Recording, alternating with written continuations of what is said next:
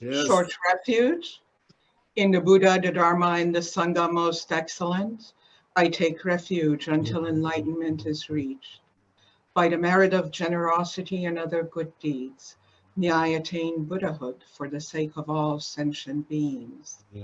In the Buddha, the Dharma, and the Sangha most excellent, I take refuge until enlightenment is reached. By the merit of generosity and other good deeds, may I attain Buddhahood for the sake of all sentient beings. In the Buddha, the Dharma, and the Sangha most excellent, I take refuge until enlightenment is reached. By the merit of generosity and other good deeds, may I attain Buddhahood for the sake of all sentient beings. The four immeasurables, may all mother sentient beings, boundless as the sky, have happiness and causes of happiness. May they be liberated from suffering and causes of suffering. May they never be separated from happiness, which is free from sorrow. May they rest in equanimity, free from attachment and aversion. May all mother sentient beings, boundless as the sky, have happiness and causes of happiness. May they be liberated from suffering and causes of suffering. May they never be separated from happiness, which is free from sorrow. May they rest in equanimity, free from attachment and aversion. May all mother sentient beings, boundless as the sky, have happiness and causes of happiness. May they be liberated from suffering and causes of suffering.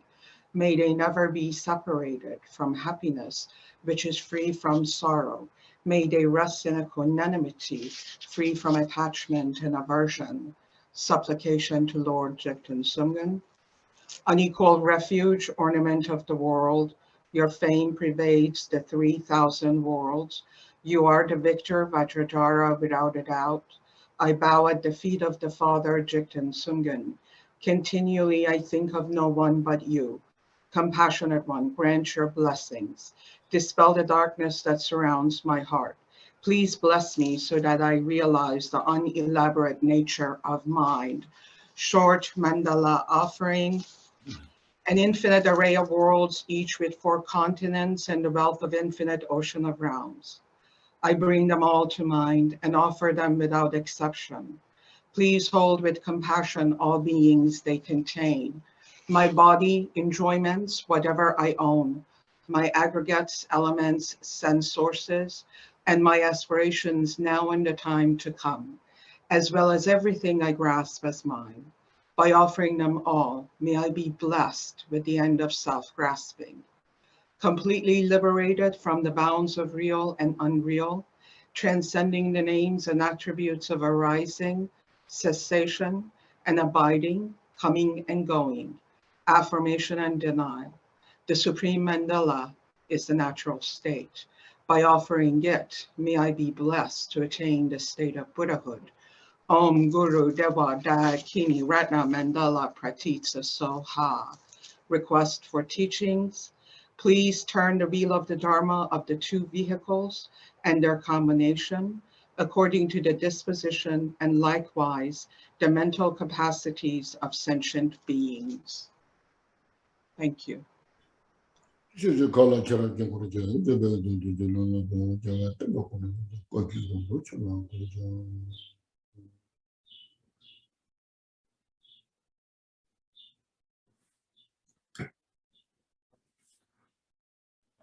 Now, first, please relax physically, mentally, and inhale fully with the blessings to all the Buddhas into us.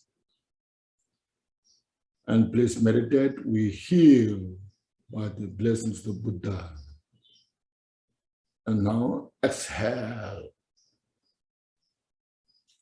Once more, please inhale all the Buddha's bodhicitta into us, so our mind is enriched with the Buddha's bodhicitta. And exhale.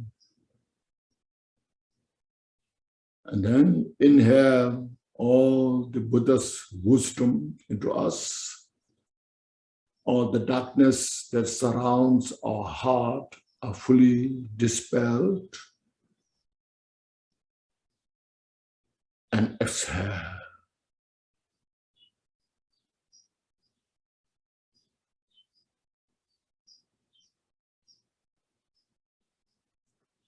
Okay, thank you.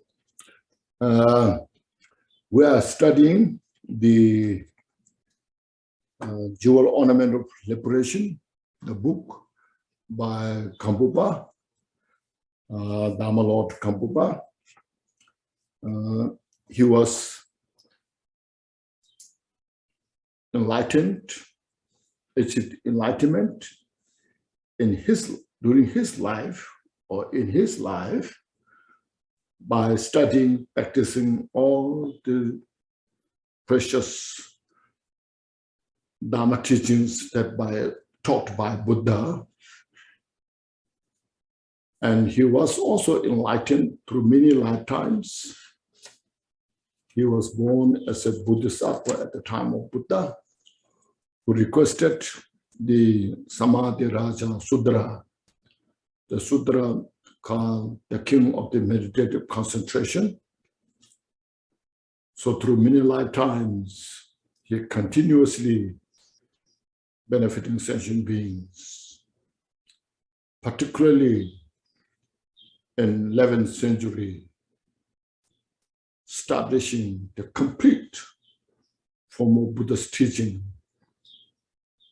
not just transmission, not just some scholarly, but both study and practice, so that it helped many sentient beings to free from samsara. So we take the life example of Gampopa. We study and practice together, not just alone study, investigate all the time, but meditating without study. Neither is sufficient. We need the both. Once we understood, the practice is very important. Here, practice means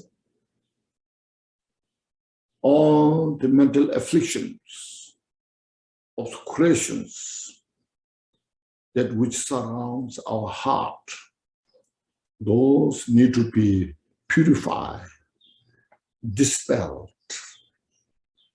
Without purifying these mental afflictions, no matter how much you know the Dharma knowledge, it's just an education, it's just a knowledge.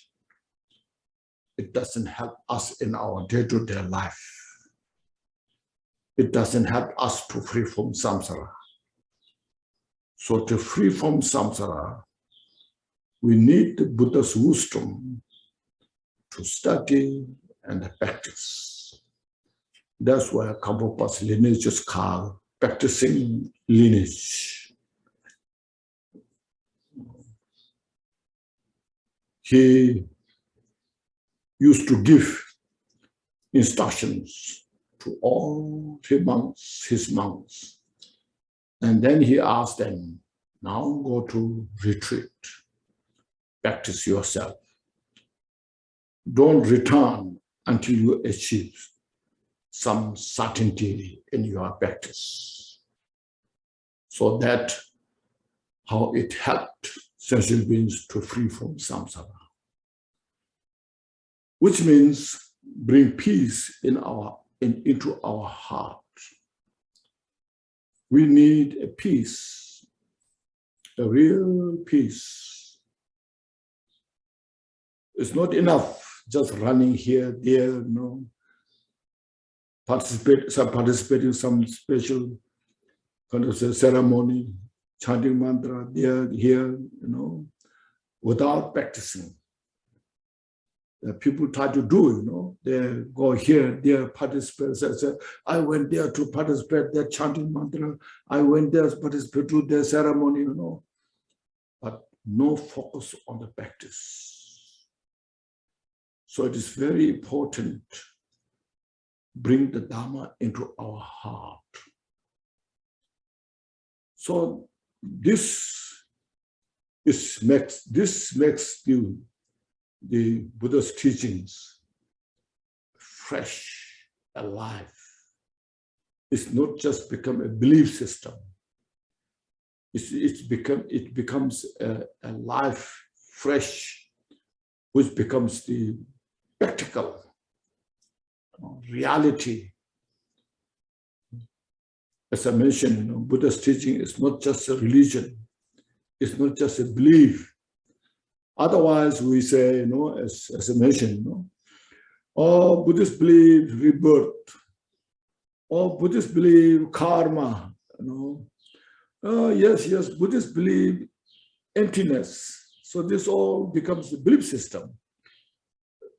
Then it is Buddhism, what Buddha taught, Buddhism.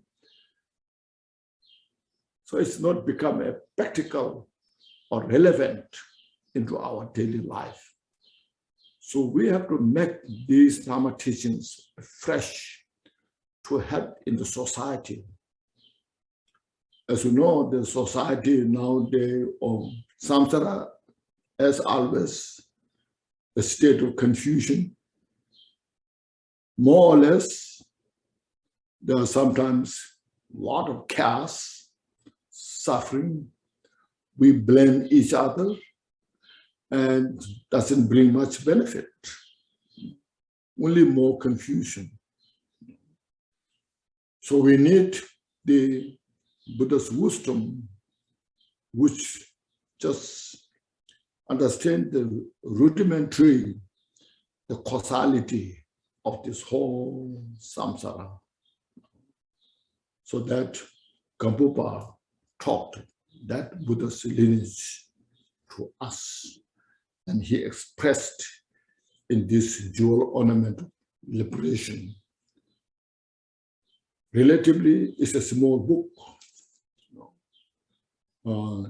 It's not that big book. When you look at the volumes and volumes and volumes, it's not that big book. At the same time, it contains the complete message of the Buddha. It's very profound and a vast meaning there. So we can study, we can practice this. It's a Bible that we can use in our daily life. Now in this book, as you see, there are 6 basic chapters.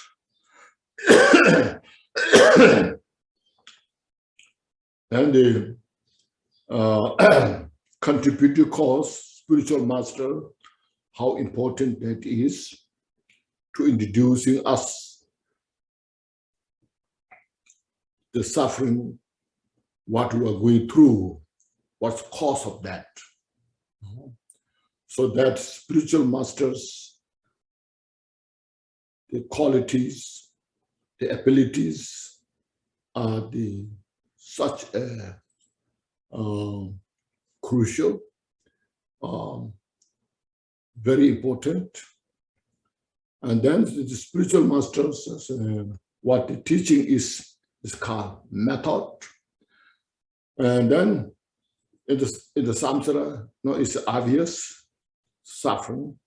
So while we are not free from samsara, while we have not attained the Buddhahood, since we have the Buddha nature, and since we are coming through countless lifetime or from the beginningless time, occasionally we must have born as in the human form, in the form of human life, and during those of the time, we must have met some Buddha's teachings, So what went wrong?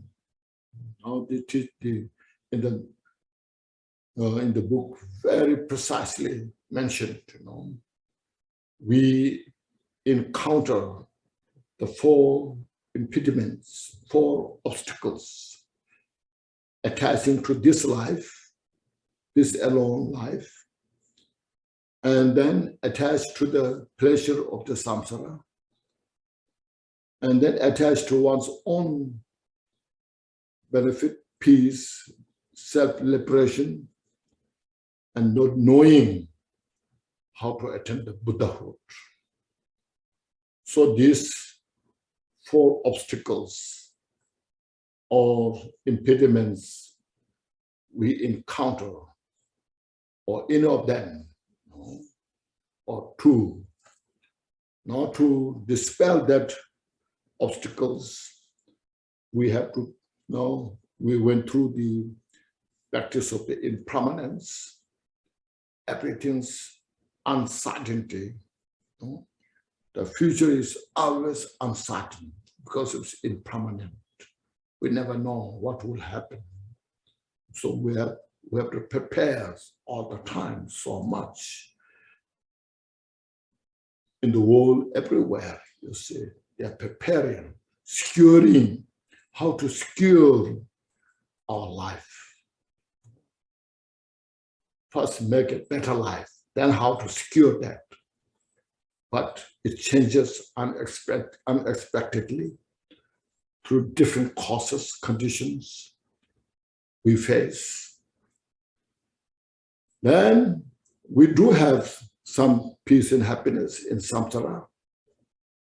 That peace and happiness in the samsara doesn't last long.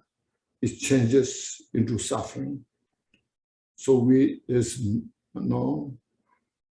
cannot rely on the peace and happiness that we have in our life. So look at that. So that explains about the suffering of samsara. As we went through, there are 3 different types of suffering. So anyhow, all the last time, in the 6 realms of the samsara, or in the 3 worlds, the 3 realms of the samsara, desire world, form world, formless world, all entire samsara, there's no absolute happiness. There's no absolute peace. Always changing. No mention of the hell realm, how it goes, animals.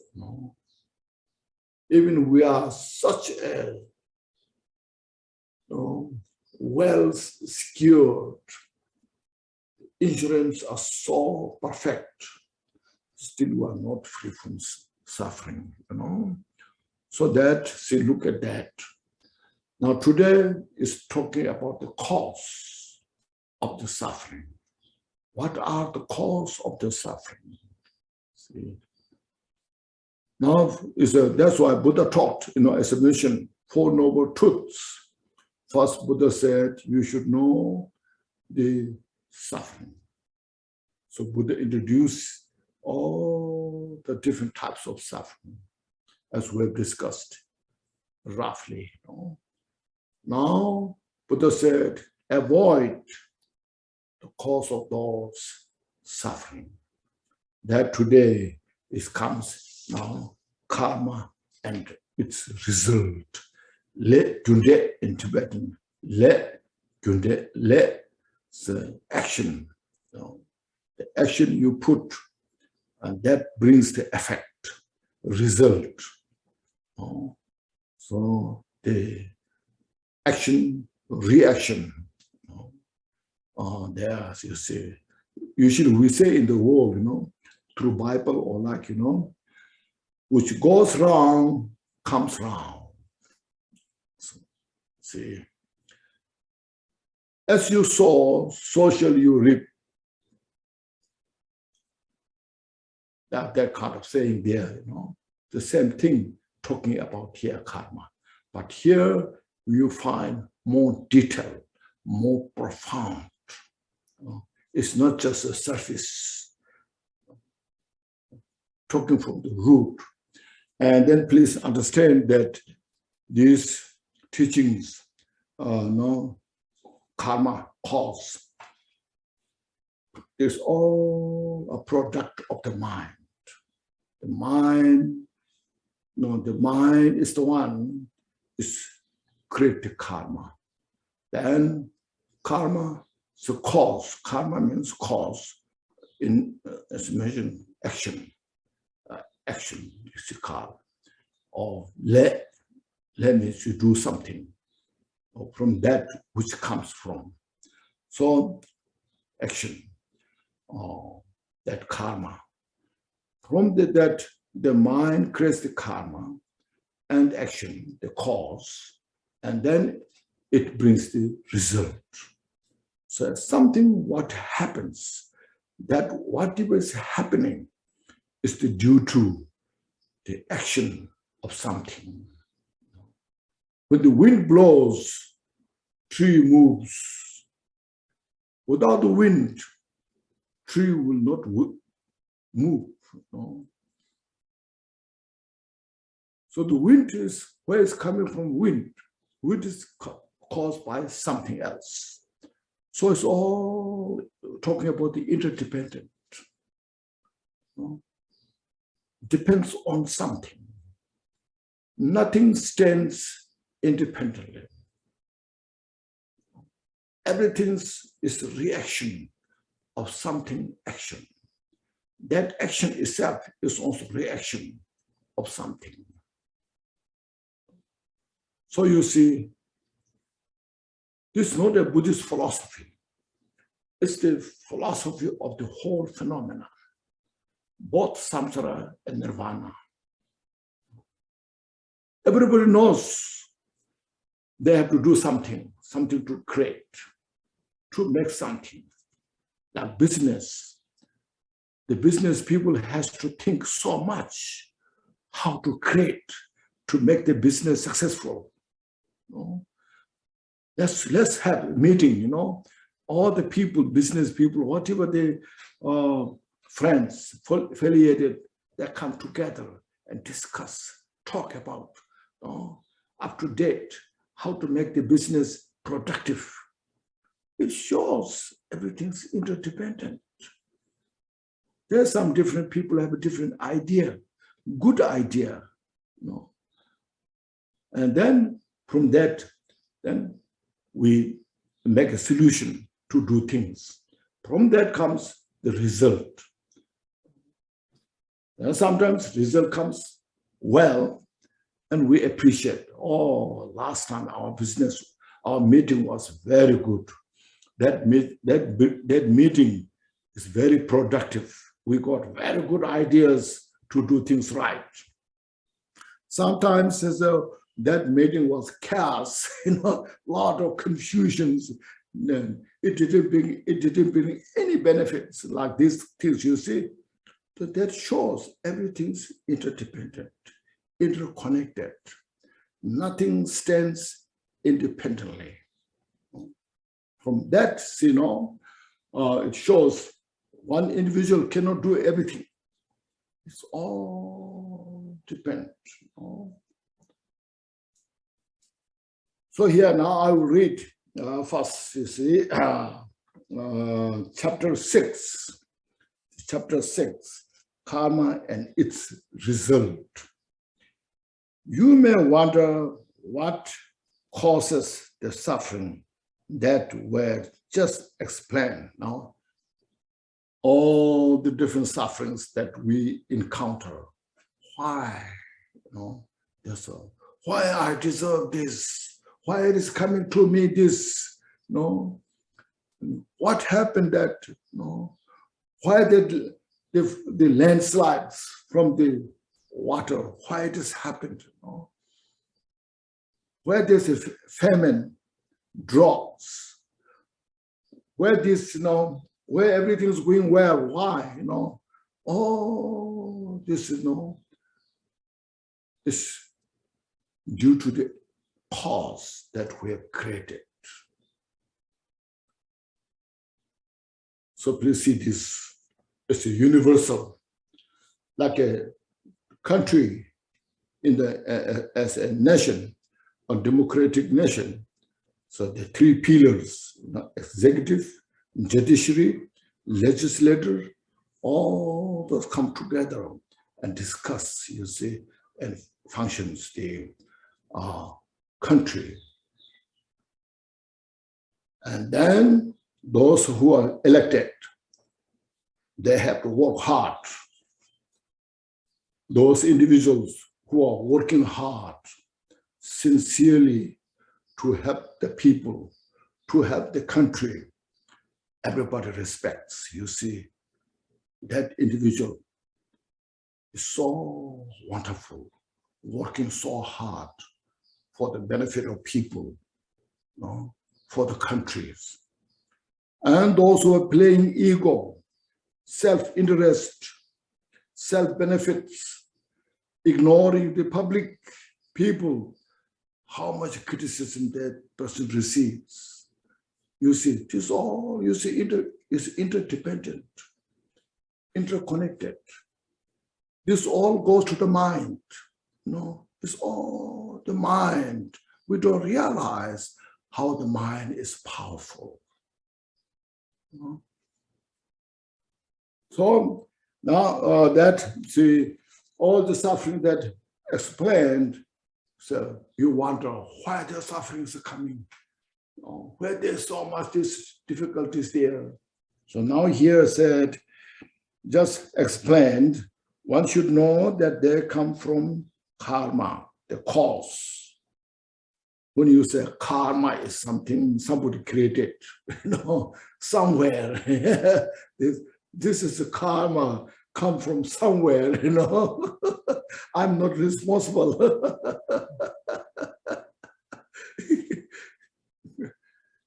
Actually, karma cause is moment to moment, every day. You know, whatever mentally, physically action brings the result, effect. There's a causality, karma cause. We should understand that now. Open our heart, and not karma is not something that somewhere somebody created, and then it comes here. You know? Something like old cultural system, you know, that it's just happened here. We just purify that our notion. Just all the mind, body, speech activities. These activities that we have in our life daily, we think something physically, verbally, we put action, and it brings the effect. That's the karma and causality. It brings the result. So the karma of the afflicted action, this is very important. Karma of afflicted or defiled, and defiled action. Afflicted action means based on the ignorance, based on the confusion. So please understand, when you say a defiled skandha means our skandha based on our confusion, ignorance. So here, karma of afflicted action. In Tibet is called sakche gile, sakpa. Sakpa is defiled or afflicted, affliction, defilement. So the karma of afflicted action. Doesn't matter who that person is. No, it doesn't transcend anybody. Everybody is included who are unenlightened. So that's that's the sutra of 100 karma says. Leja, 100 is the name of the sutra. 100 karma says, from many diverse causes of karma, see, because we create so much the cause. karma.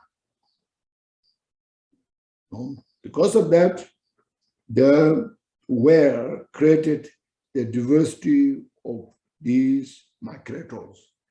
Means this migrator means all the different types of sentient beings.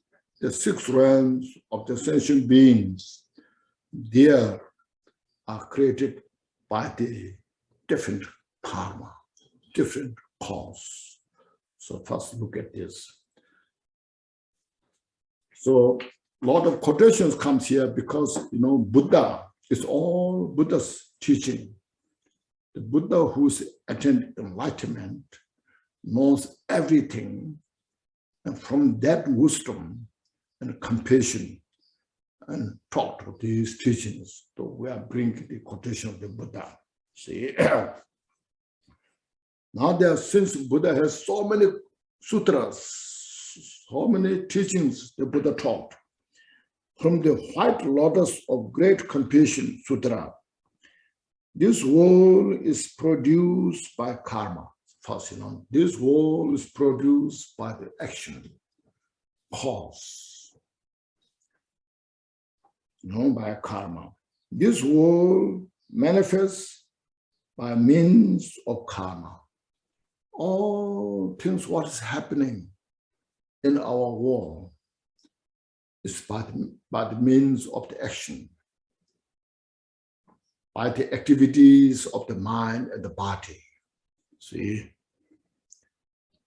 all sentient beings are produced by karma. See, all the sentient beings, the sentient beings of the 6 realms, like the hungry ghost, why it happen in hungry ghost, why it is happening in the animal realm, why it is happening in the hell realm, human beings.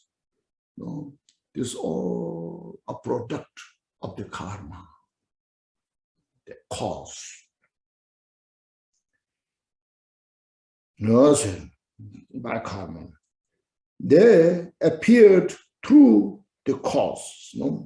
They all this manifest. Individuals are the result of the action. Karma, through the cause karma. They are fully classified, they are the division by karma. Even in the human realm, you see there are so many different types of human beings with the different colors, different life. Some are very smart, some are very stupid.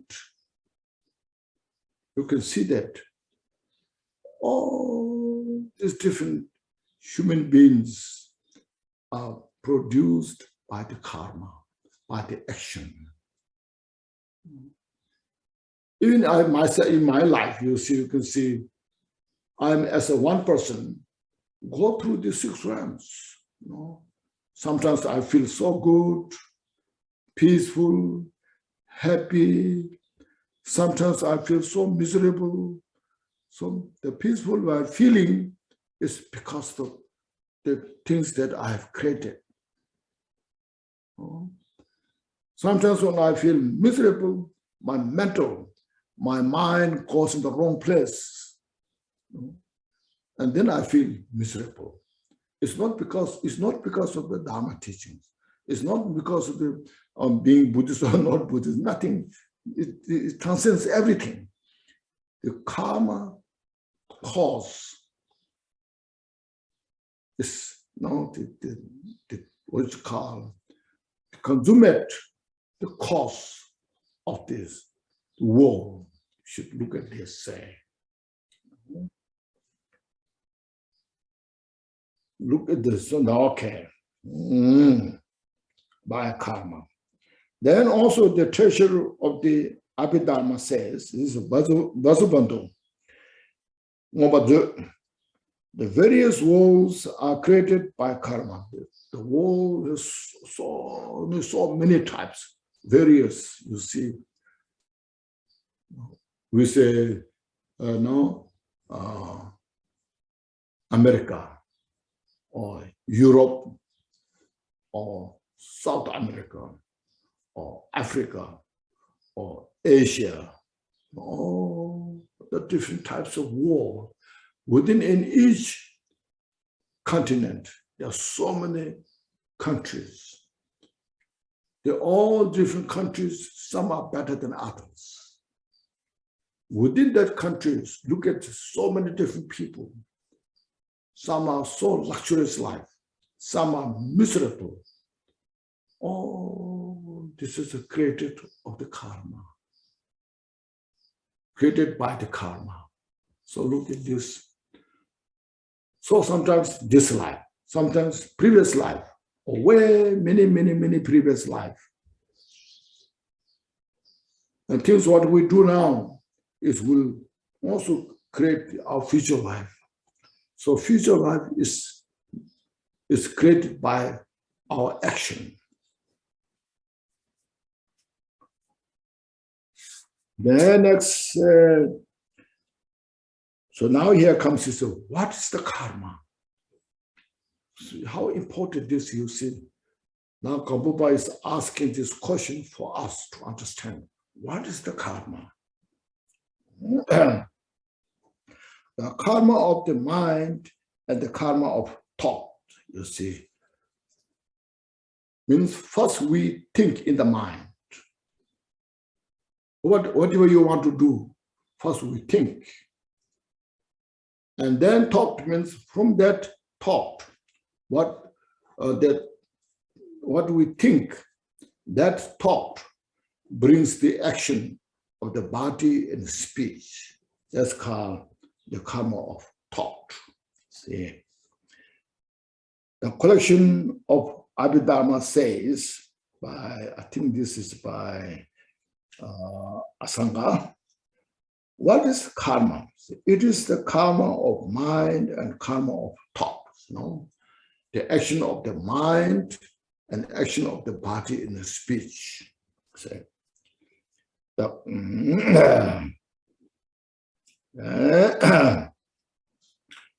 And also the treasure of Abhidharma, Vasubandhu says, karma is created by the mind and by its force, you see. It's created by the mind. First, you think something. Just like say, I want to do that. What's happening? And then there's a thought of anger, attachment, pride, jealousy. All these mental activities is karma of the mind. From that, so that itself creates the karma. That itself created the cause.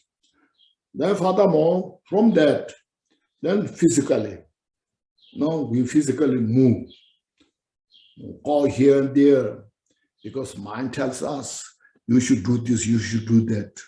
You have to eat breakfast, you must make breakfast.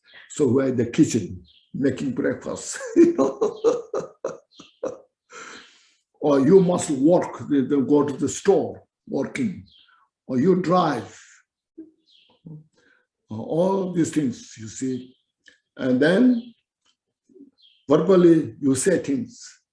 You explain these things according to the mental state, according to the mind. Then you explain what you think in the mind. You explain that from your speech. According to the mind, you physically act. So see these three. So all is, you see, go to the mind. First of all, you see, mind is the basic, the center. The center of the universe, you see. The mind is the center of the universe, you see. From that, you see, then all this we create. Also, the fundamental treatise of the middle ways, Nagarjuna says, the supreme Rishi said, the supreme Rishi is a Buddha. Tansong choke lena, sebatane, sambeles. all the karma from the mind and its thought. So Nagarjuna is making quotation what Buddha says. So Buddha said, all the karma is from the mind and from its force, the thought. You see.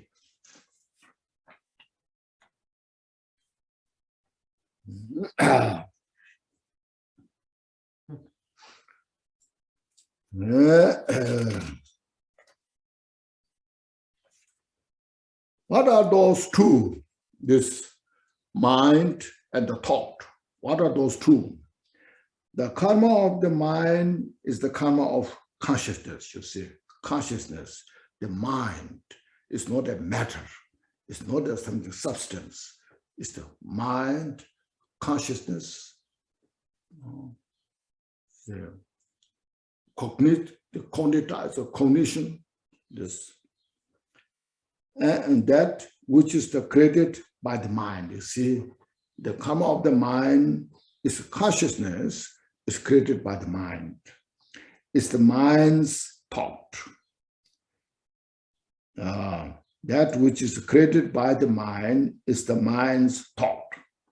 This should be understood as the karma of the body in speech. Next, the thought. The thought is the physical action, as I mentioned, the body and the speech.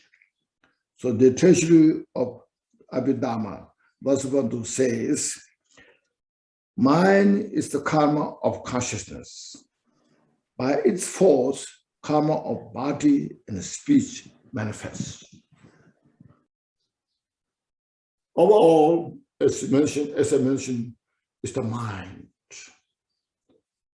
So directly or indirectly, the whole world is the product of the mind. First look at this. So say our mind is how important. That's why we individually, we need to meditate, reflect, purify our mind.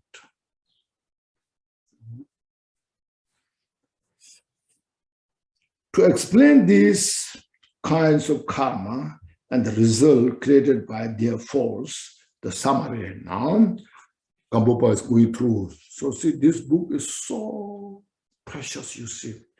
Not so many, no. There's some book you can find so many laws, you explain one after another, and then it doesn't bring much benefit. It brings more confusion. But here, few sentences and brings the essence of the meaning. Look at that. So now the summary, classification, division, and primary characteristics, the primary characteristics of these divisions, ascription,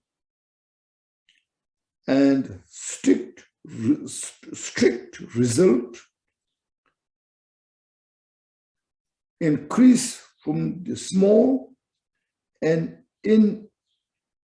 inevitability, inevitability,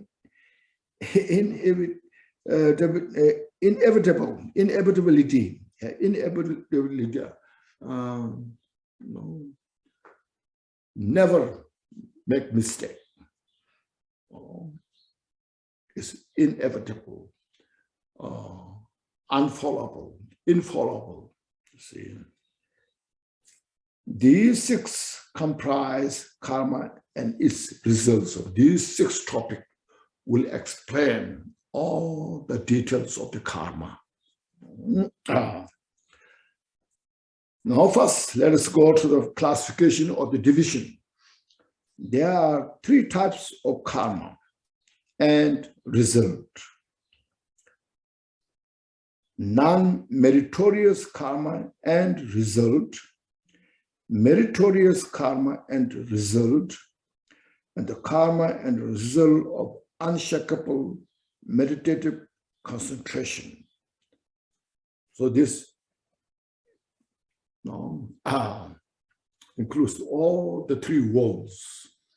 The first two, A and B, non-meritorious, and meritorious is in the desire world.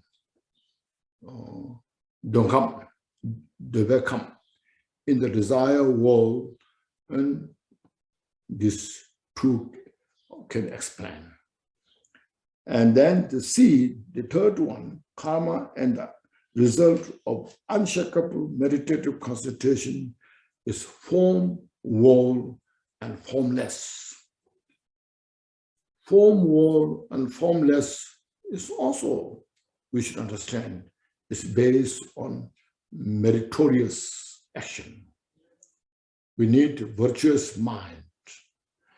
Within the virtuous mind, then unshakable, meditative, that creates the form and formless world. So first get these three. Okay? So this is the classification or the division, the karma that creates this, how this world. So now you see Buddha's wisdom explains, you see, the world that what we see, and also the world that what we don't see, which is within in this world, the form world. We ordinarily don't see that. Formless world, of course not. But there are form world, formless world that also created by the mind. It's called created by the defiled action, defiled thoughts. And then the primary characteristic of each classification, now second one, classification of the division, now characterizing, bring the definition. What are those? The first, non-meritorious karma action, say, and its result. Generally, there are numerous non-meritorious actions. So they say now there are, generally there are limitless, countless of the non-meritorious action or karma, or say non-virtuous action. So, but they are briefly summarized as 10, the 10 non-virtues. All the non-virtues are included within the 10 non-virtues. As 10. 3 from the body, now which will come. They're taking life and so forth. So, taking life means killing others physically, and stealing, sexual misconduct, the 3 from the body. And 4 from the speech, telling lies, divisive speech, harsh words, and idle talk. And the 3 from the mind, see, covetousness, desire, attachment, and malicious thought or anger, aversion, and wrong views. So these are from 3. This is from mind. So now this is the 10 non-virtue just identified. There are 3 subcategories for each of these 10. Within each, they have 3 classification or division. First, within that, like taking life, there's a division. How you take life, with pleasure, anger, hatred, how? and then its result and distinctive action. Within that, some very obvious action. So these three are subdivision within this classification or division. So you get this, first you understand this, relax, how karma creates the cause, our life. Now more details here, taking life here, So first classification or division of taking life. See, there are three types taking the life.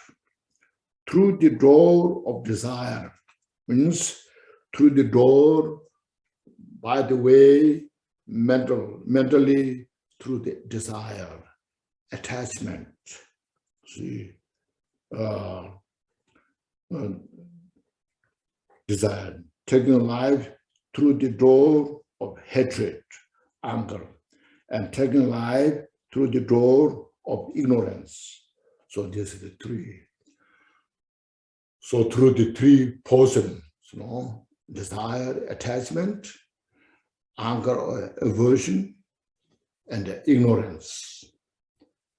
By the force of these three poisons, individually, then some take life through the desire, attachment, some through the anger, some through the ignorance. So look at so precise, clear. It's in the world, you see. Now first one means to take life, say through the desire, through the attachment. You take life for meat. Like nowadays, we have so much in the world. Cattle farm, poultry farm, chicken farm, fish farm, all this created for the meat. To a big business, you see, pelts and so forth, for sport. Some we go fishing sport, and we shoot the birds in the sky flying for sport, for enjoyment. You enjoy taking others' life just as a sport, for one's own wealth. So sometimes we do these things to create money, to make a wealth, so that we become millionaire, billionaire, and to maintain oneself and love our family. We go fishing and sell the fish to eat myself. I eat the fish to feed our family. So these are just a brief, short explanation how through the desire, through the attachment, we kind of take the other's life for our own benefit. See? The second one means to take the life through the arising of hatred, out of resentment or competition.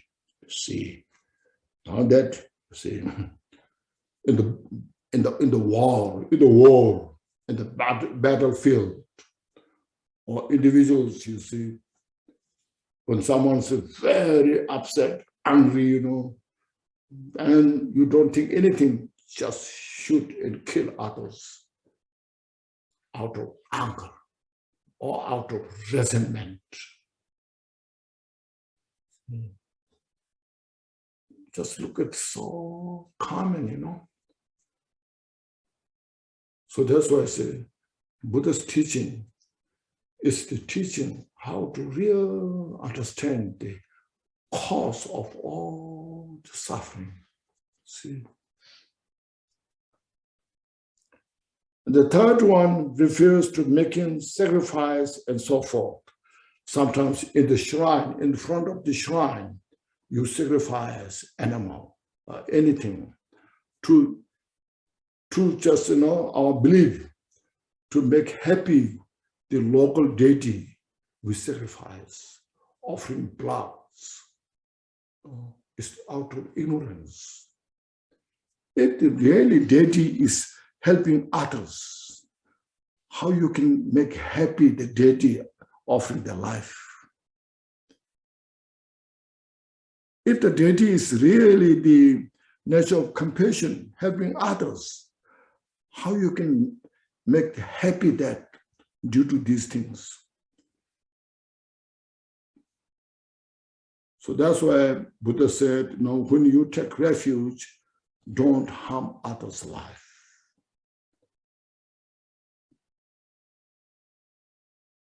It's not just religious belief, it's reality nature. First of all, look at this, our life is so precious.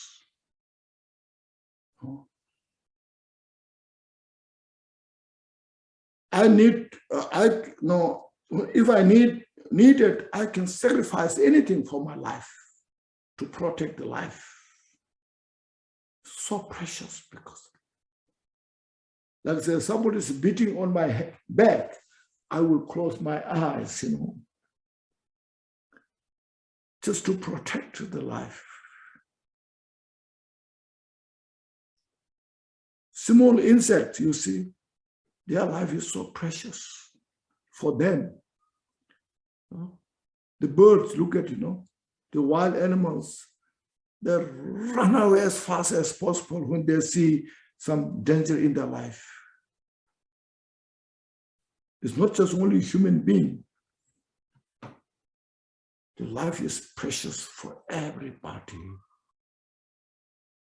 So Buddha can see that directly, precisely, then out of compassion for our own benefit and for others' benefit, so don't take life.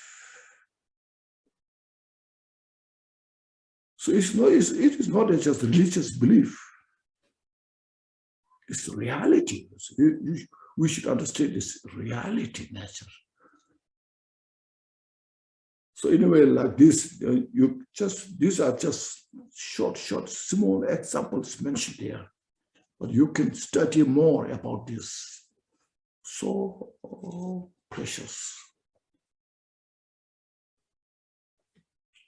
Now, this is the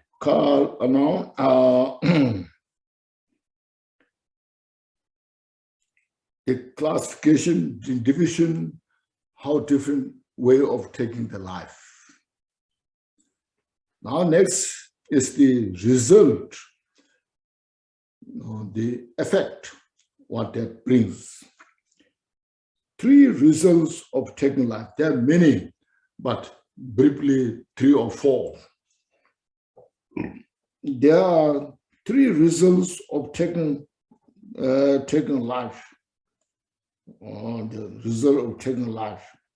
The result of maturation of the act. Maturation, mature, the final ripening, that.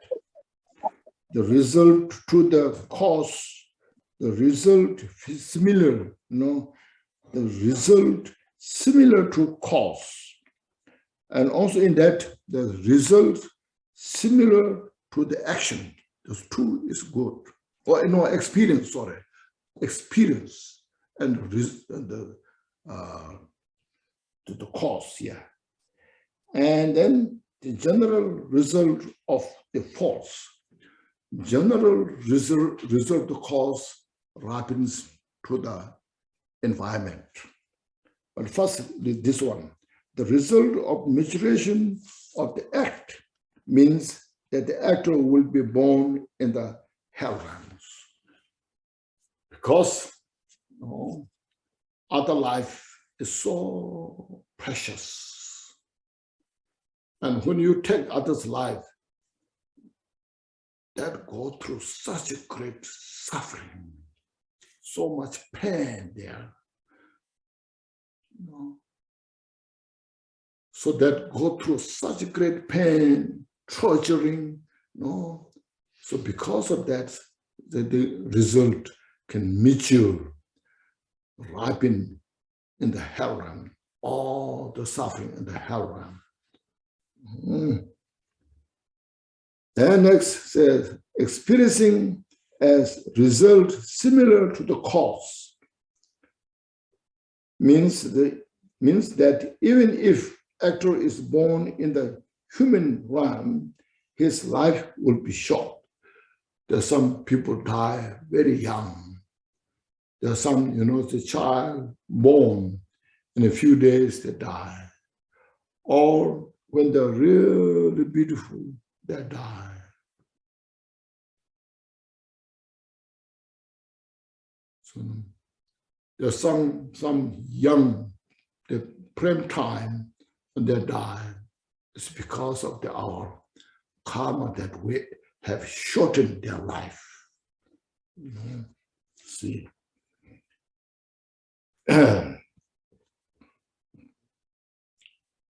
Then there's short of, or he will experience much sickness, like different types of sickness, experience in their life because of the creating harm others' life. So it is called experience results similar to the cause, and experience as a result similar to the experience. This is, I think it is in the human realm, his life will be short, or he will experience much sickness, long sickness, suffer. The general result of the force means that the actor will be born in an auspicious place where there is a little dignity, like a poor country. People say, oh, that country, it's such a poor country. People don't regard this is important. So where we are in the country that's full of dignity, we should appreciate that I have done something good. So see this, the result of the general result, the force is happens to the place, country where you are reborn. So first look at this. So this is the, first, then see, distinctive act of taking the life of one's father, who is also an arhat, is very heavy negative karma, very, and also obvious, very, your father, and your father is arhat. And if you take life, it's really heavy, distinctive.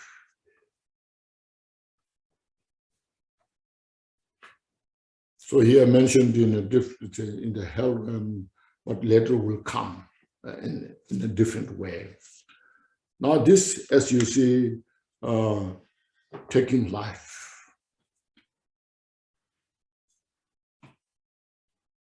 How we create a world. Now next, stealing. Next is now three here. Stealing. Stealing as a classification of stealing. There are three types of stealing: taking things by force, taking things secretly, and taking things through the deceit. I think so. Now we don't have to go through all the details, but there are three ways of stealing: forcefully, without explanation, looking at the poor business person. He's such a poor, so without paying, I want this is what I need, and take that, like robbery, like robbers, like this. And then usually called thief, without others' awareness, stealing from the house. And the third thing is like business. Even though it may cost $5, you say, oh, it costs $10, $20. So you have to deceive, that it's actually stealing. So usually I say in the Buddhist, how to bring the economy in the country through the practice of generosity. Share what you have, others, and then that brings but the government does well, when there's poor people, the government makes such a rule that everybody, making sure everybody gets something. They don't die with the hunger. That's really wonderful, like say social security,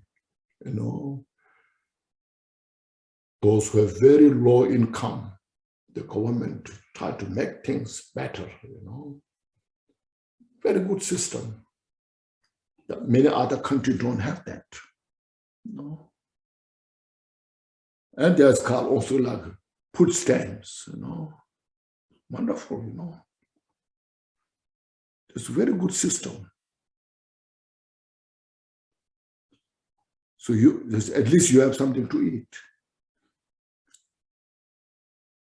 Otherwise, so you just take from the people, and then when the people, they get sick, they are hungry, and the government pays nothing, and the person die on the street.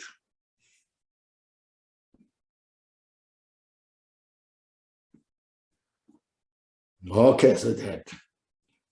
Now the result of this, stealing, the misery is in the Holy Ghost, making others poor, And then if you look at the general result of the force, means that the actor will be born in a place where there is more frost, hailstorm, and then normal, you see.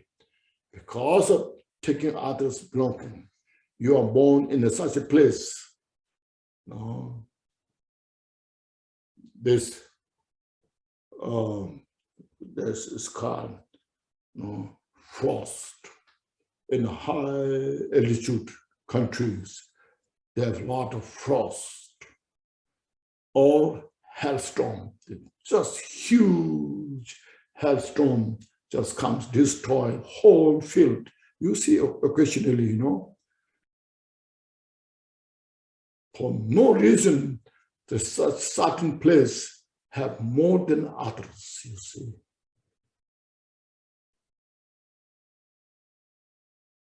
It's because of this now, our karma, the action we have created. Then there's the distinctive is mentioned here, taking things from the spiritual, like offering to the Buddha, Dharma, Sangha, offering to the great masters, and you steal from those individuals. They work so hard in their life, and then individual comes, then take away from them, Okay. Now the third, sexual misconduct, is very sensitive in the world, very popular, and it's very popular, very sensitive, very controversial. So here Gampopa just explains so precisely, clearly. In the samsara, everybody has the attachment, desire, So everybody runs after this, become so blind. Sometimes you sacrifice your life. So here Gampopa mentions how to moderate, how to have some kind of moderation so that you don't go too much sufferings there. So I don't have to read all, but just you read. There's somewhere, some other places, there's some people ask me about this, what about Buddhist belief about the gay, lesbian, Yeah, didn't say gay or lesbian, it's just, moderation, how to discipline yourself. Don't be so blind, Mostly you have to purify as much as possible. We have that kind of, the sexual desire through many lifetimes. It's like you feel natural.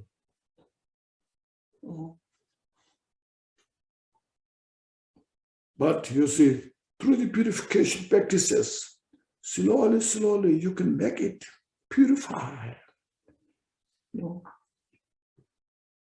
And then your mind can be relaxed. Meditate more. So I don't have to go through all this. So you read this. But in the distinctive said, act of sexual misconduct, having intercourse with your one's mother, just mainly talking with a man and a woman as well. You can, there's a father, mother, who is also an arhat, you see, it's very heavy negative karma. Now, the speech, telling lie. There's a spiritual lie means like, I saw Buddha in my meditation. Even though you have not seen, or I saw some deities, like say, I saw Tara in my meditation, telling lie. It's a spiritual lie. And big lies making difference in the life, showing the wrong place, or wrong method. And then this small lie is just teasing, or that kind of. So you read, because our time is running out, And then there's a distinctive of the lying, surrender till dusk gone, one, and by lying to the spiritual master, a very heavy negative karma. So even though Buddha is enlightened, has all those qualities, then surrender to Buddha or your spiritual master, who you receive so much benefit, and then you deceiving, lying to that. And divisive speech, dividing individuals forcefully, or say you better not stay together, even though they are very good friends each other, and indirectly, so that divisive speech brings the disharmony in the society, in the group. See, so this all common in the society, you see. And harsh words, you see. Harsh word is very kind of painful, that it just stabs your heart when somebody uses the harsh word. And then idle talk is wasting time in your life, wasting the time, all this. So these are the four from the speech. And then 3 from the mind. Covetousness, greed, basically, is about the greed. Even though you have enough, sufficient, but you have such a greed, and you want everything so covetousness. And then, see, harmful thoughts, malicious thought, anger, resentment, or retaliate, all these things. And the wrong view is ignorance, not understanding right from the wrong. You're saying there's no causality. There are no such thing, virtue and non-virtues. These are the called wrong view. It's very thick, deep, see, ignorance. So that can make a lot of mistake and brings a lot of suffering for oneself and others. So you see, these are the, first you look at these 10 non-virtues. Now carefully, please see these. These are so important. Now, since our time is running, I cannot go details. Otherwise, we should go detail about this. But anyhow, look at these 10 non-virtues, whether it makes sense or not. In the world that we live, if we are so harmony each other, respect each other, respecting my concerns, respecting your concerns, all this, if there's understanding, how peaceful it will be. So this is not a Buddhism. This is the constitution of the better, how to be a better human being. Then on above this is not mentioned here, but drinking alcohol, using drugs, you see, it's there also, This is we call social justice, social harmony. So how to bring peace, even in the unenlightened state of the samsara, not to experience extreme suffering. So look at this. They're so important, precious, you see. Now, where it is mentioned here, in each of these, you will born in the hell realm, hungry ghosts, animals. But all of the above maturation, and all this are just individual. But general, see, any of these 10 non-virtue, if it's created by anger, will born in the hell realm. Any of this created by our desire will born in the hungry ghost. Any of those created by our ignorance will born in the animal. Or any of those 10 non-virtues, if we repeatedly accumulated so much in the hell realm, and mediocre will be in the hungry ghost, and occasionally created this in the animal realm. So this, look at this. Okay. Then there's a quotation by taught by Nagarjuna. It's called the precious garland, jewel garland, says, by attachment, one will become a hungry ghost. By hatred, one will be thrown in the hell realm. And by ignorance, one will be born an animals. So result is like these things. So animals, these are under the mercy of the human being, you see. Okay. So just I touch on this. Okay, then now let's go to the anyways. First, also next there's a quotation by Nagarjuna. The precious jewel garland says, desire, aversion, ignorance, and they are the non-virtue. They are non-meritorious, act. And the karma created thereby are non-virtue. All suffering come from non-virtue. And so the lower realms, all the lower realms, even in the human realms, God realm, whatever the suffering is there, suffering is created by these three non-virtuous thoughts: the desire, the anger, and the ignorance. So now look at this. So now how to purify them? Our Dharma practice. Yeah. And B, meritorious karma and result.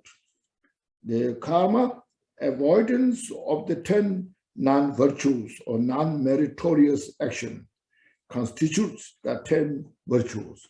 Who were free from the action of the 10 non-virtues or 10 non-meritorious is called virtue.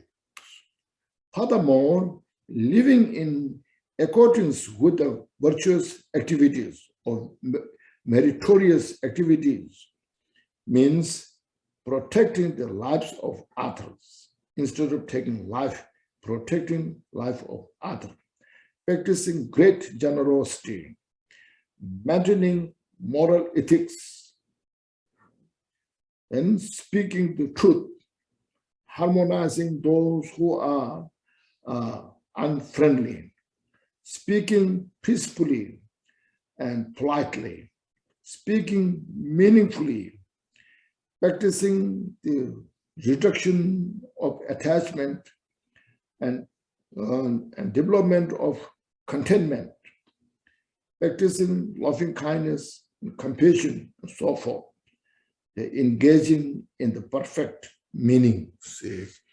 So these are the called 10 virtues or 10 meritorious action. Now look at these. First, please read carefully about this.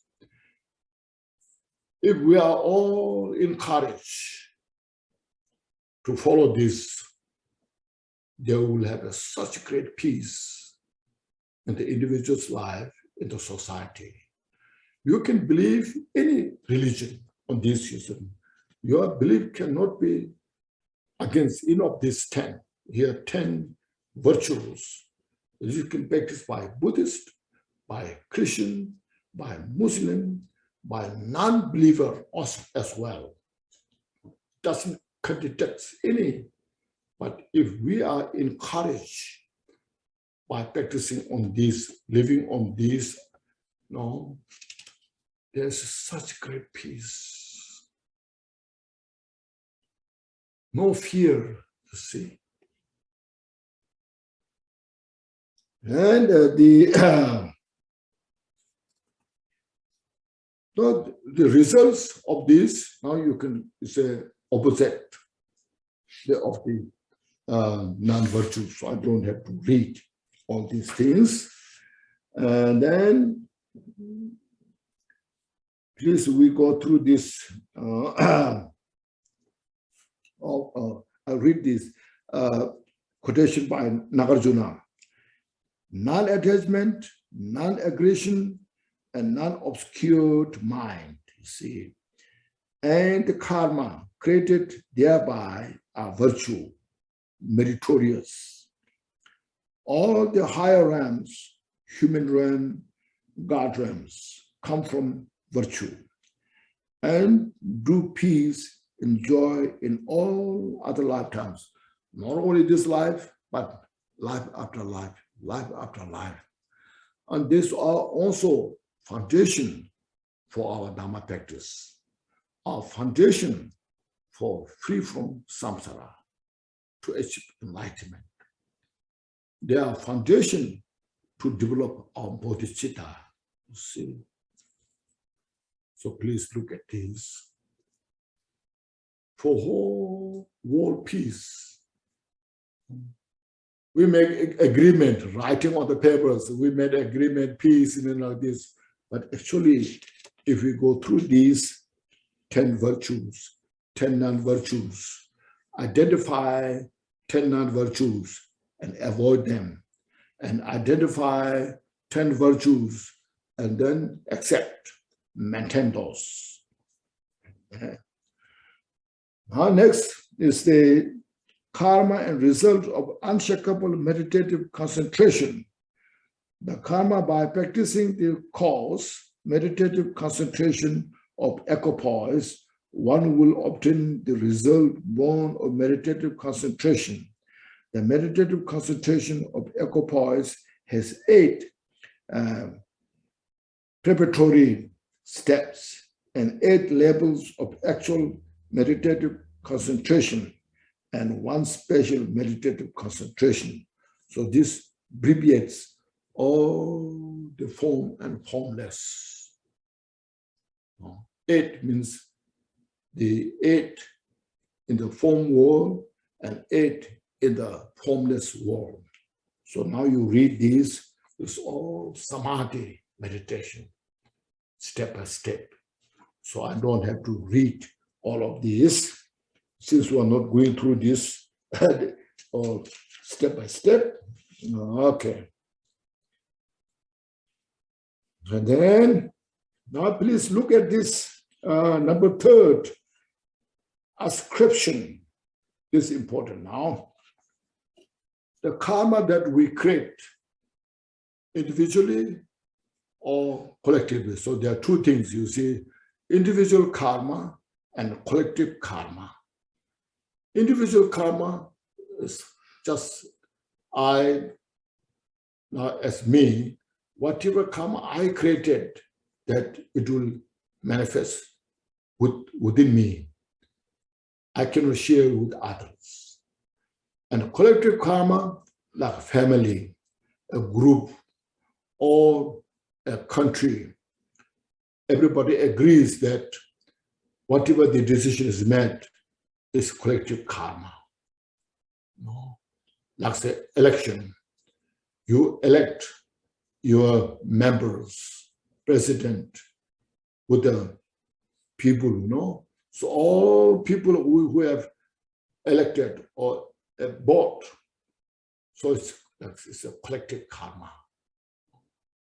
So we have to have a very precise understanding in the mind how to make that decision. So here, ascriptions, the 3rd category, ascription of karma, means that you experience the result of karma you created. See, whatever karma I have created, I am the responsible. I am the responsible of the result, good or bad.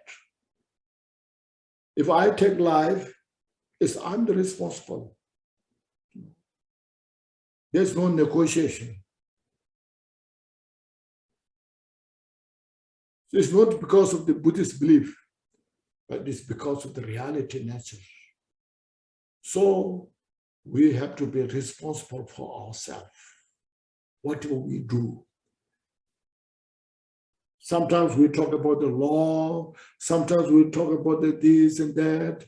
I did this because of this, that. There are so many reasons we explain. At the end of the day, whatever come, the actions that I have done, I'm the responsible. Make sense?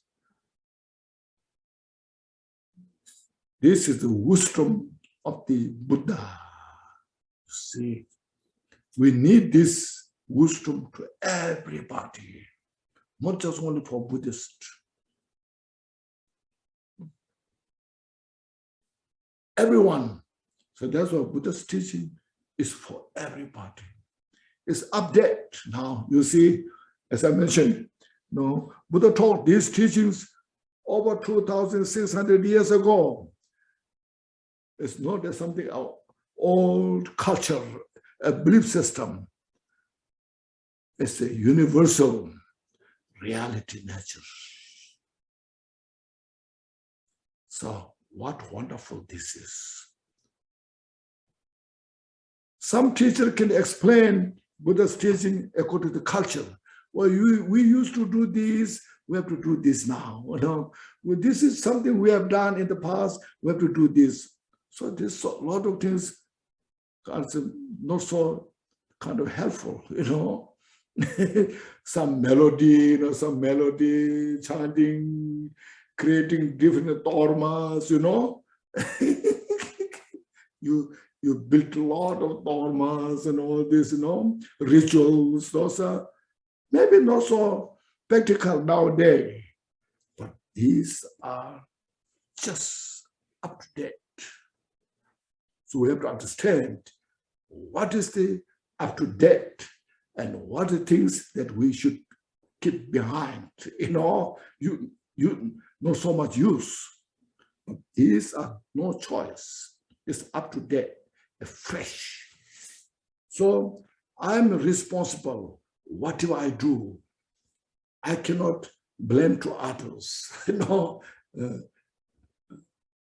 so sometimes I negotiate. You know, so I cannot do that. So I'm the 100% full responsible. Okay. So that is, you know, results will wrapping in the skandha relate to the actor. See, we have the 5 skandha. So with this 5 skandha, body and is feeling, perception, and formation, consciousness, that with this 5 skandha, to connection to that, the result will manifest and it will experience to that.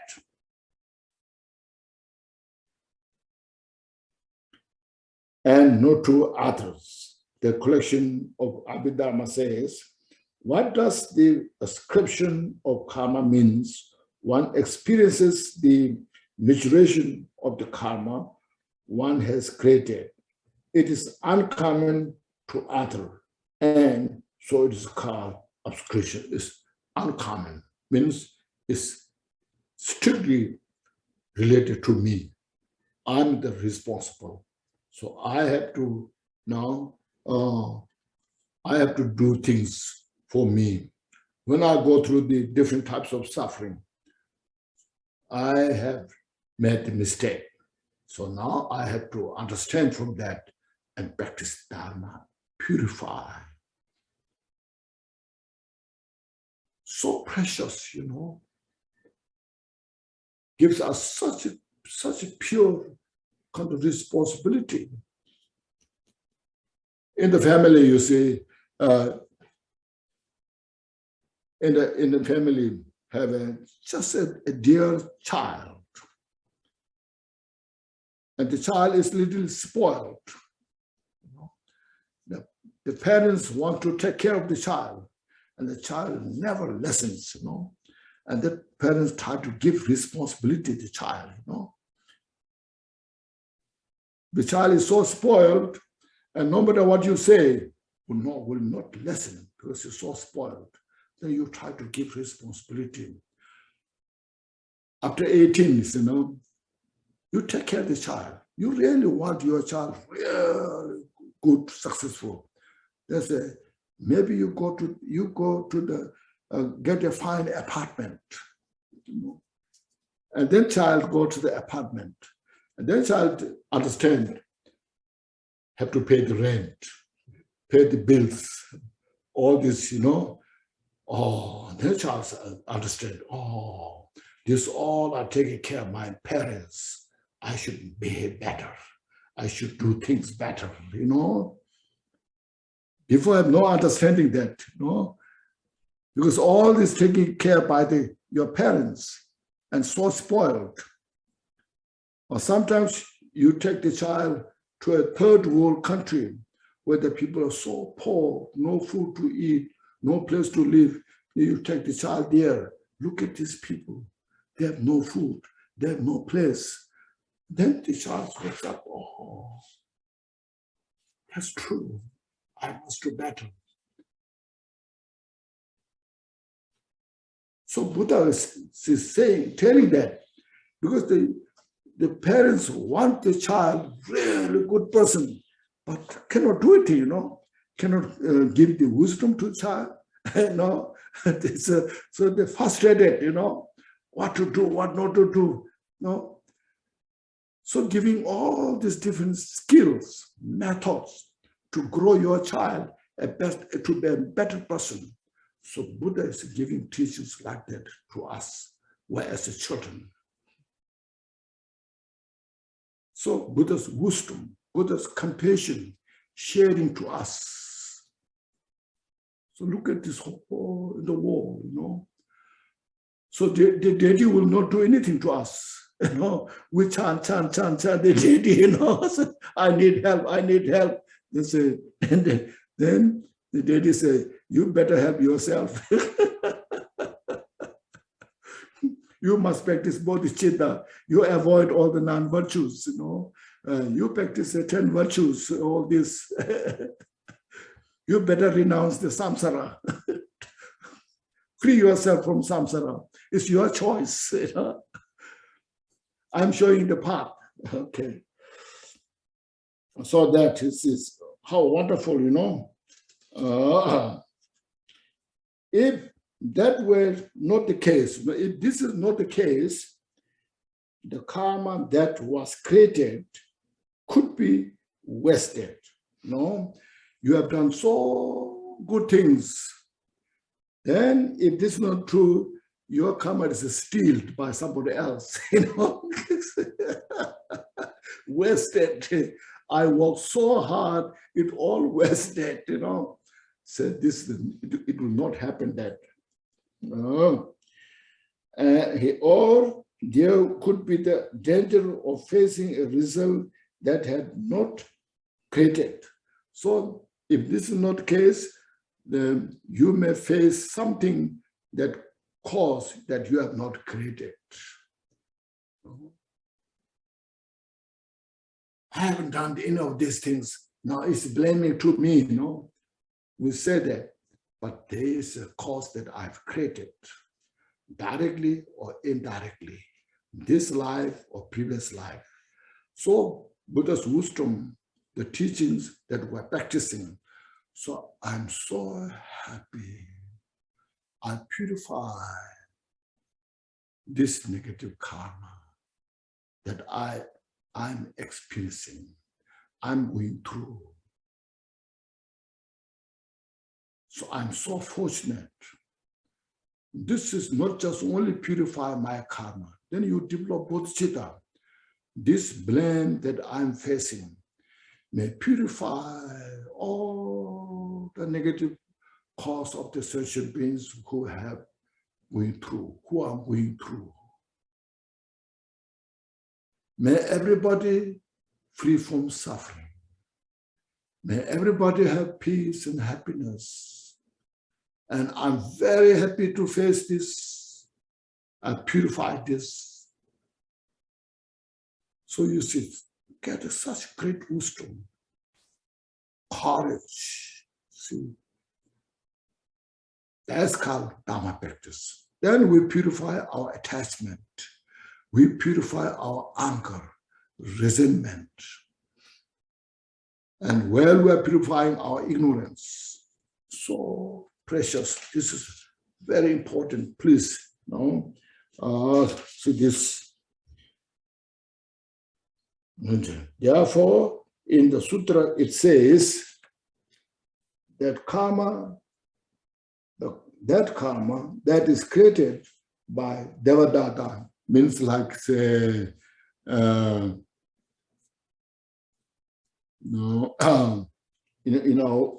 our languages, Tashi is created by Tashi, will not mature in the earth. So that karma created by Tashi, that karma will not mature, will not go through the earth, water, and so forth. But that karma will ripen to the skandhas and the ayatana of the particular individual to Tashi. So whatever Tashi has created, the karma, totally Tashi is responsible, good or bad, to experience the cause or to experience the result that caused what is created. Make sense? These are such very important wisdom that we have to get it, that for the Dharma practitioners, you know. Because due to our, sometimes we don't go through the karma details like this, and we have such a kind of what's called imagination, such imagination, let's say, such will give me such great blessing, all these things, and getting rid of all this, my negativities, without taking seriously, purifying. We just go through sometimes blindly, like say, oh, the emptiness will take care of everything. Since karma itself is emptiness. So within an emptiness, this all manifests. So we bring something like, say, emptiness and karma. So karma is, emptiness is something like an antidote, hits on the karma, without realizing karma itself is emptiness. So within the emptiness, karma manifests. Inseparable. As you know, the form is emptiness and emptiness is the form. No separation. So karma is emptiness and emptiness is the karma. Reflect on this.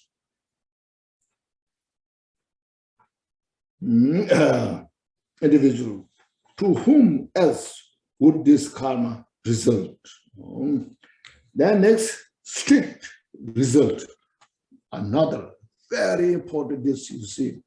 This fourth category means that one will experience happiness and suffering, happiness or, I think it's better to say, happiness or suffering.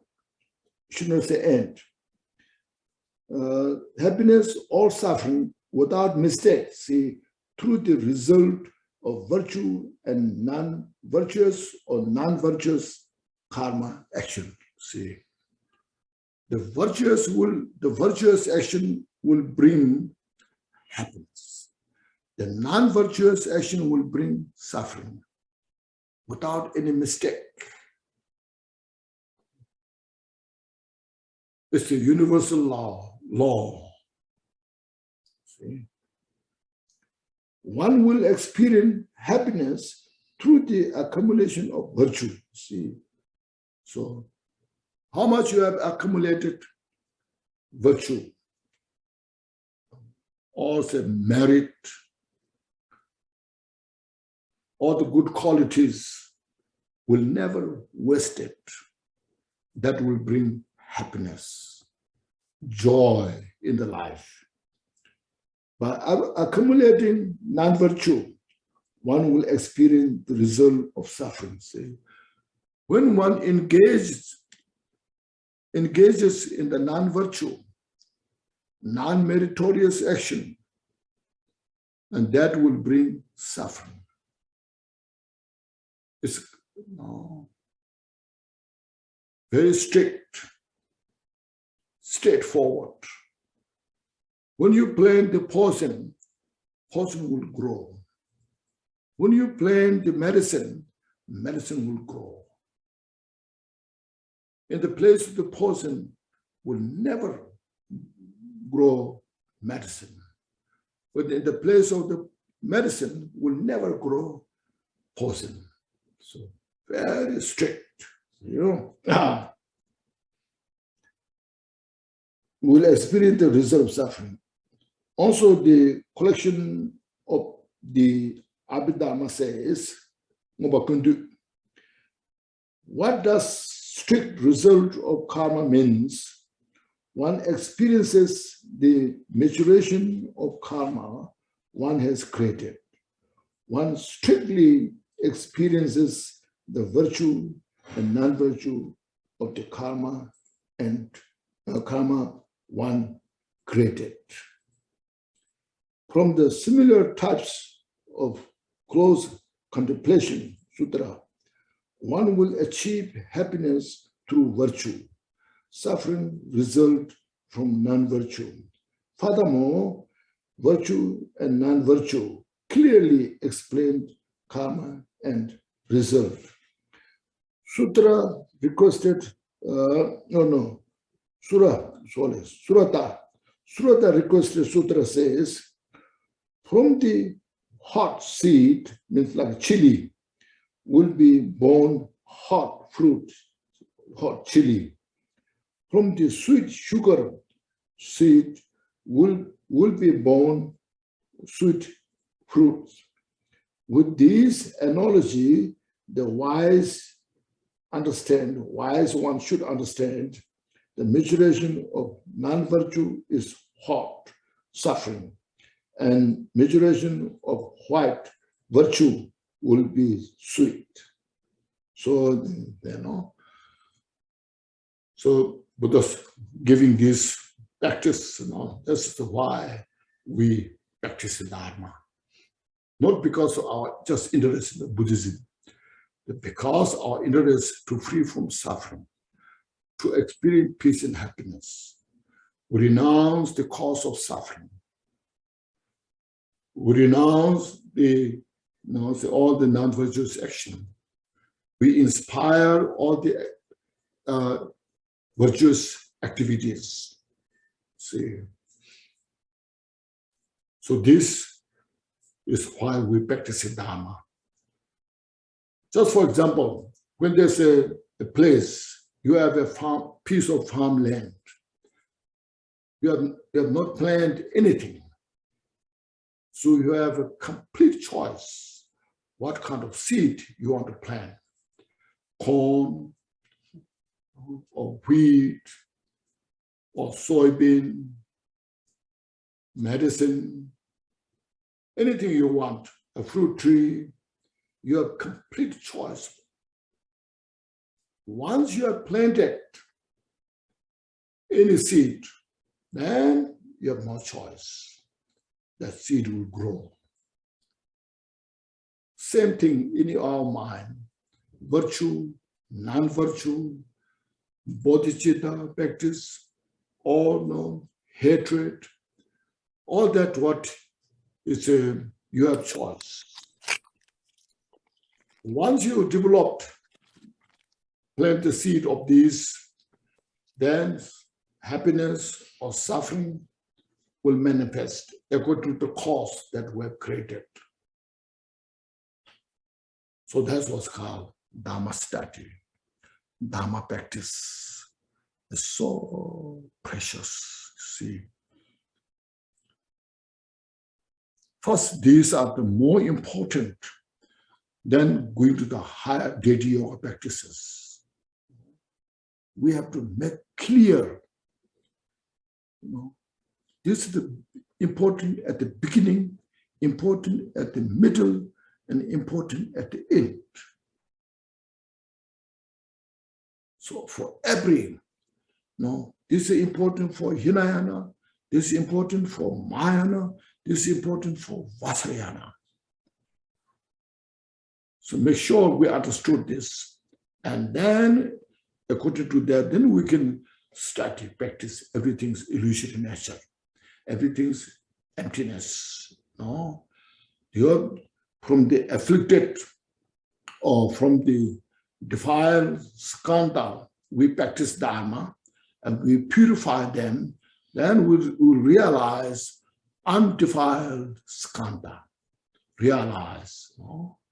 When you realize emptiness, all your being in the undefiled constitution, meditation, practice, see? Okay, increase from the small. Now, from the small, now so time is now running, see.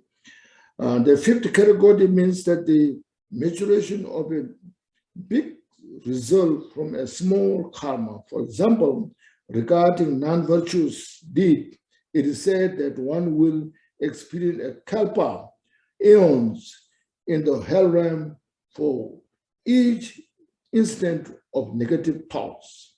Engaging in the conduct of the Bodhisattva, Bodhisattva Avatara, the Buddha has said that whoever bears an evil thought against a benefactor such as that Bodhisattva will remain in the hell for many aeons, as there were evil thoughts. By one or two instances of the negative speech, one experiences suffering of 500 lifetimes and so forth. The verse spoken intentionally says, even from a small non-virtue, there will be a great fear in the next life, and the source of all the suffering, like poison entering into the stomach. This is like say, the time flies. There's a history at the time of Buddha. A very learned meditator in the cemetery. He was meditating in the cemetery. It's plain, no roofs, anything. So through the sunshine, wind, his face becomes so dark, no? But he was meditating there with Then there comes a small, innocent girl.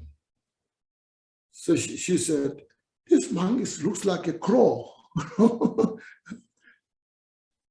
And Buddha heard that, oh, now she has already created to reborn as a crow for 500 lifetimes. And then mother heard of that, and mother immediately went to Buddha. She didn't mean that he's a crow. Buddha said, yes, I know. She didn't mean it, not out of anger or hatred, but she preserved it and then innocently just claimed that. If she really had anger or hatred, she would be born in the hell realm. So that's why I say karma is such a powerful. We ordinary people are very difficult to perceive the karma. So we have to be very careful. Observe the 10 virtue. Observe the 10 non-virtue, roughly, and get the meaning and practice. Such precious. So that's why Milarepa also said, karma is more difficult to understand than emptiness. You can investigate about the emptiness here and there, divide dust particles. You can get a sense of emptiness. The karma to understand, to really convince the karma in your heart, is not easy, said. Then next, the five, increase, yes. This I just explained now. Inevitability, infallible.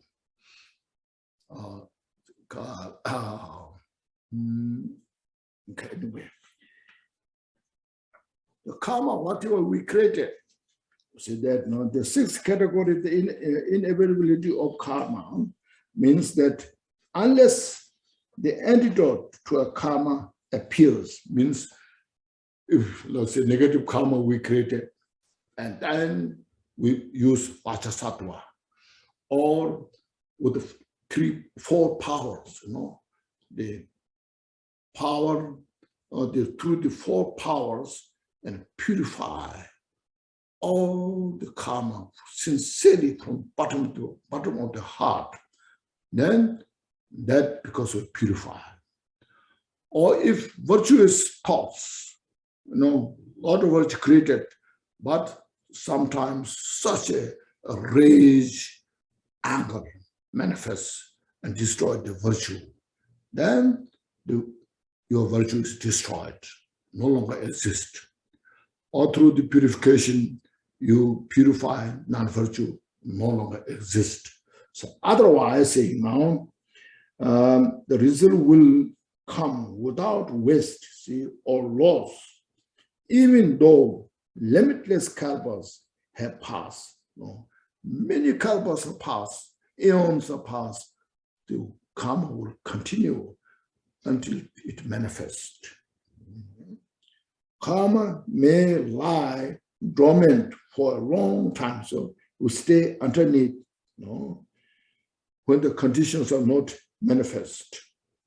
See, but somehow when it meets with the proper conditions, the karma, the cause meet with the conditions, the result will come out.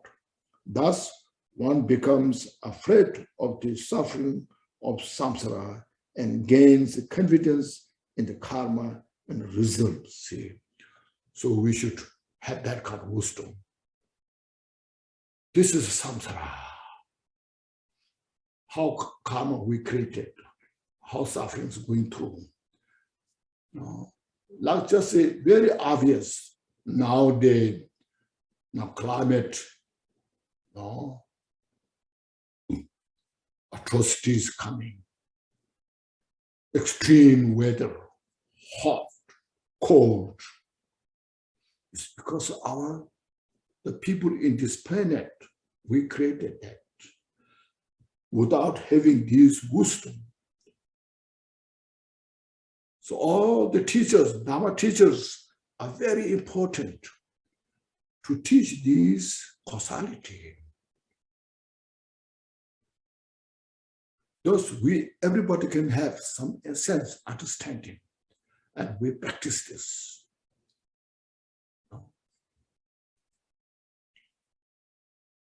So we should all convince about this, you see.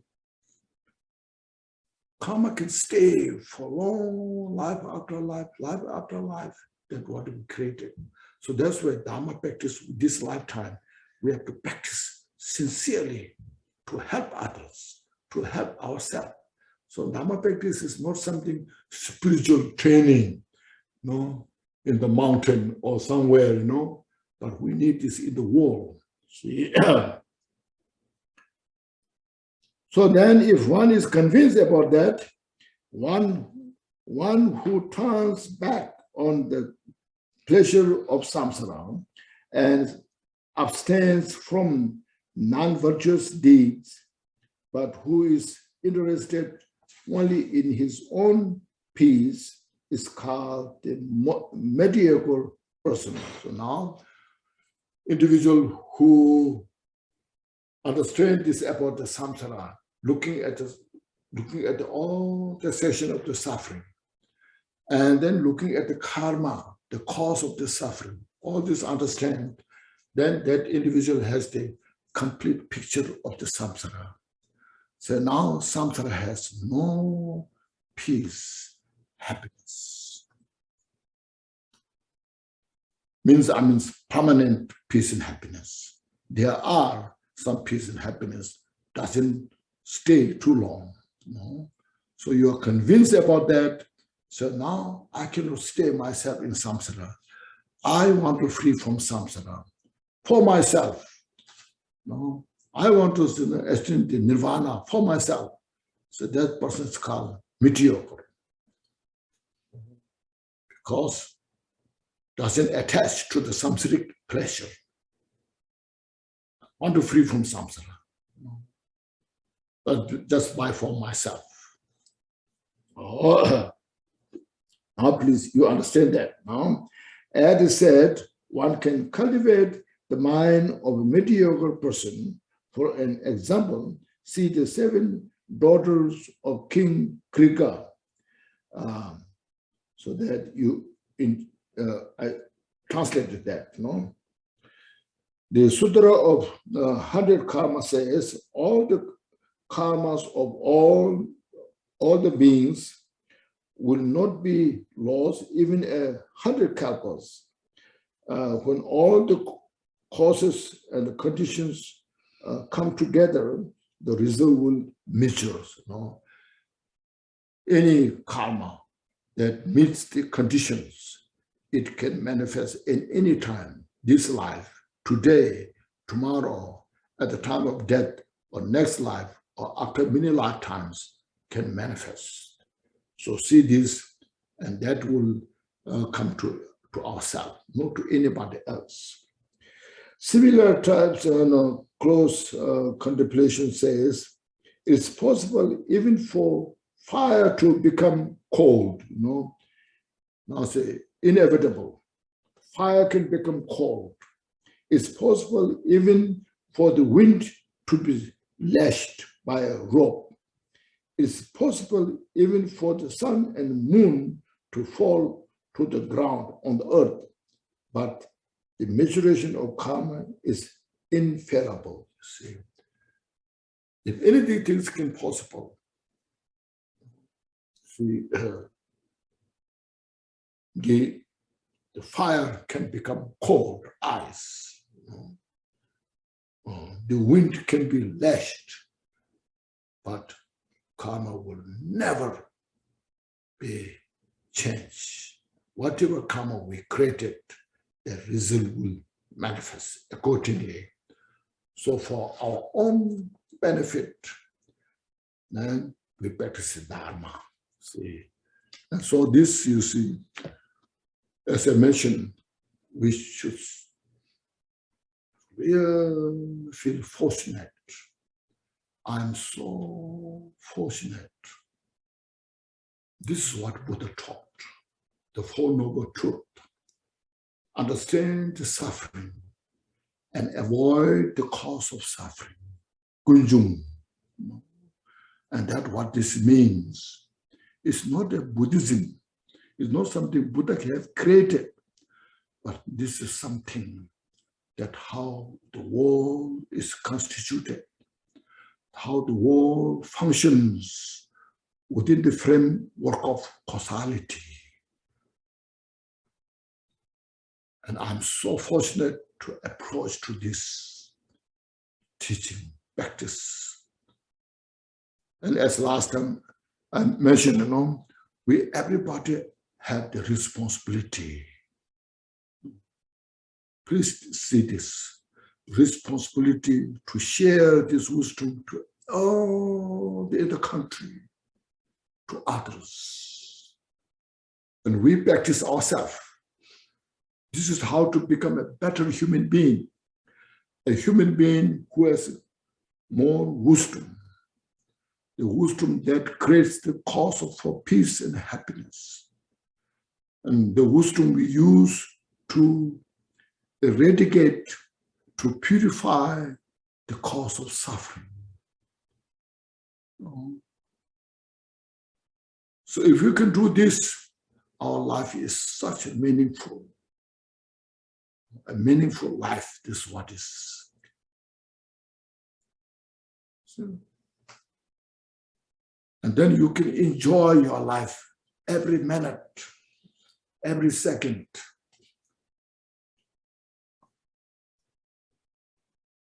Even some Buddhist country, they don't know these teachings. They are saying they are Buddhist, you know, but they don't carry out Buddha's message, what it means, you know.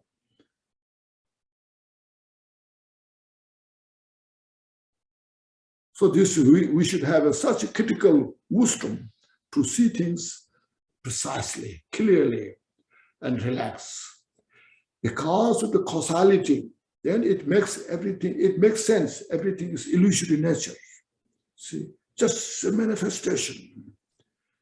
Manifest from the mind, and manifests outside in the world,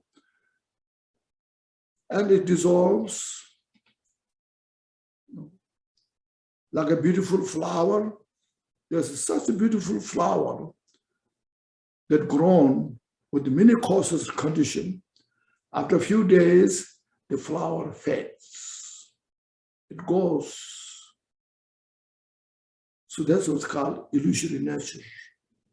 So within this illusory nature, we can be our life can be very meaningful, helping others, enjoys your life without expectation, doing all things, nothing but good, avoiding non-virtues as much as possible, and generating all the virtue as much as possible, step by step, with mindfulness, with the critical insight. This was called Dhamma practice. Whether you are in your room or outside in the world, a decent human being, that's what's called precious human life. Whether you're wearing robes or not, doesn't matter,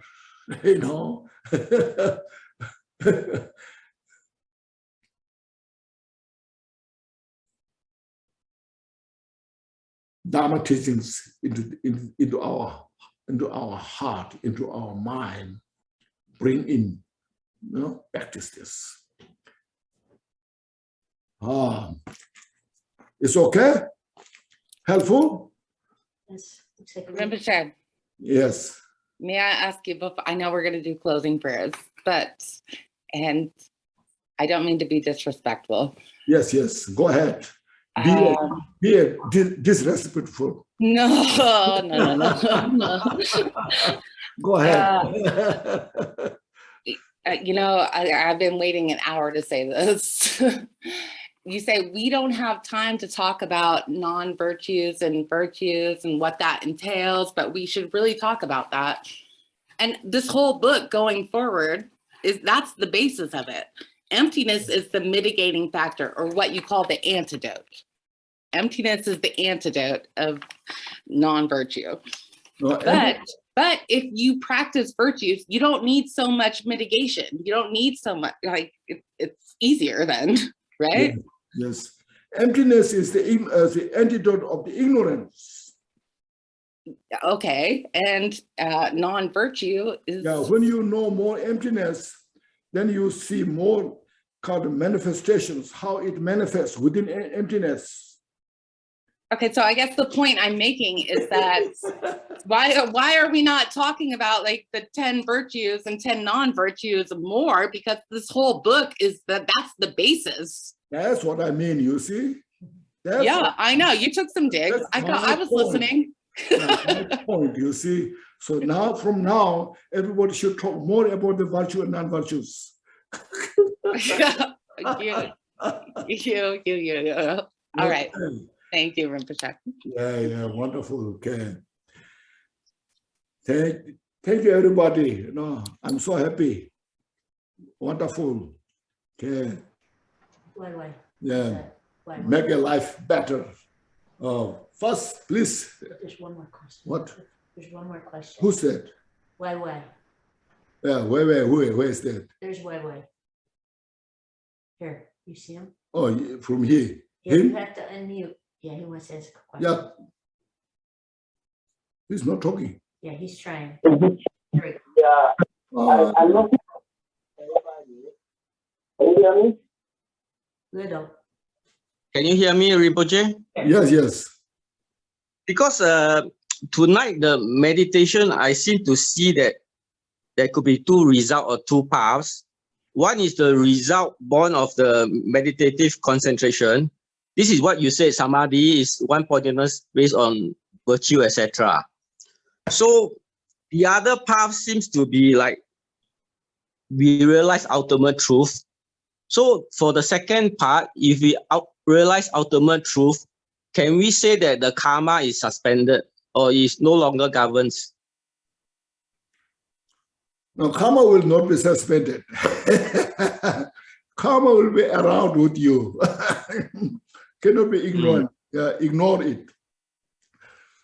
But karma manifests even you realize total emptiness.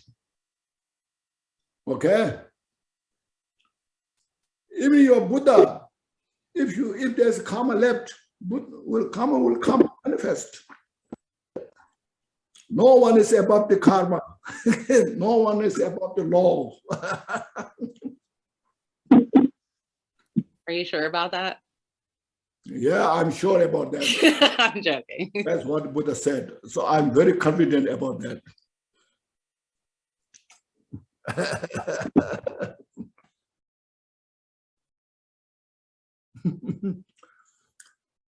Okay, first please take a deep breath. Inhale fully. And exhale. Now please relax.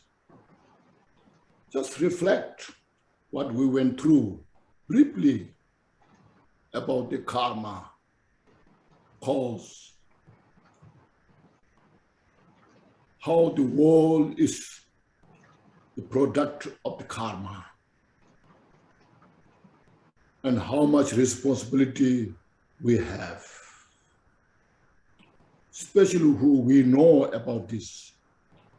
Now, those who were imposed to this or approached to this, we have more responsibilities. Those who don't know, they do have responsibility, but they are so ignorant. They don't know. So they don't know how to take the responsibility. But those who we know about it have more responsibility.